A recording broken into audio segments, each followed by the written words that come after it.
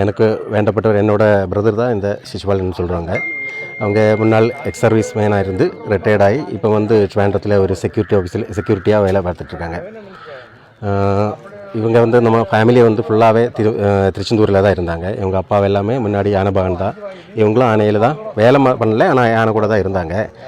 இவங்களோட தம்பி சொந்தக்காரங்கள் எல்லாங்க திருச்செந்தூரில் தான் இருக்குது. அப்போ அவங்கள பார்க்குறதுக்கு அடிக்கடி எப்படி ஒரு மாதத்துல ஒரு வாட்டி எப்படியாவது போய் பார்த்து முருகன் சாமியெல்லாம் கும்பிட்டு எல்லாம் வருவாங்க. அந்த மாதிரி எந்த வாட்டியும் போயிருக்கு. போகும்போது இவரோட தம்பி வந்து உள்ளே இருக்குது, யானை பக்கத்தில் இருந்திருக்கு. அவரை பார்க்குறதுக்கு உள்ளே போகும்போது யாதர்ச்சியமாக இப்படி திடீர்னு நடந்து போச்சு. அந்த திடீர்னு நடந்ததில் பெரிய அந்த ஃபேமிலி வந்து வேறு யாருமே இல்லை. ஒரு பையனும் ஒரு பொண்ணு மட்டும்தான் இருக்குது. பொண்ணுக்கு மேரேஜ் ஆகிடுச்சு, பையனுக்கு வேலை எதுவும் ஆகலை. அவருக்கு வந்து எங்கள் சேட்டனோட மனைவிக்கு வந்து உடம்பு சரியில்லை.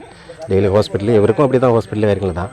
அப்போ ரொம்ப சிக்கலில் தான் போயிட்டுருக்கு. இப்படி நடந்து போச்சு, என்ன பண்ணுறது? அவங்க இப்போ வழியில் விட்ட மாதிரி ஆகிப்போச்சு. யாருமே இல்லை. இப்போ இவங்க மட்டும் தான் இங்கே இருக்குது. ஒய்ஃபும் ஒரு குழந்தை மட்டும் தான் இருக்குது. கோரிக்கை ஏதாவது வச்சுருக்கீங்க? நம்ம இப்போ இதுக்கு எதுவும் சொல்லலை. இன்னும் முன்னாடி அங்கே ஏதாவது பண்ணணும். ஏன்னா பையனுக்கு வேலை இல்லை, வேறு வழி இல்லை வாழறதுக்கு. பந்துவான திரு சிசுபாலன் இப்படி இந்த திருச்செந்தூர் யானை இதில் இறந்து போனார். அவர் அங்கே திடீர்னு அவருடைய அப்பா அங்கே வேலை செஞ்சுட்டு இருந்தார், கிருஷ்ணபிள்ளைன்னு. அந்த வேலை இவருக்கு கிடைக்கல. இவர் அடிக்கடி திருச்செந்தூர் சந்திக்கிறது உண்டு. அந்த மாதிரி சந்தித்து நேற்றையும் காலையில் அங்கே போயிருந்தார். போய் அந்த நிலையில் இந்த அசம்பாவிதமான சம்பவம் நடந்திருக்கு. அது வேறு என்ன வருத்தத்துடன் தான் தெரிவித்து கொள்கிறேன்.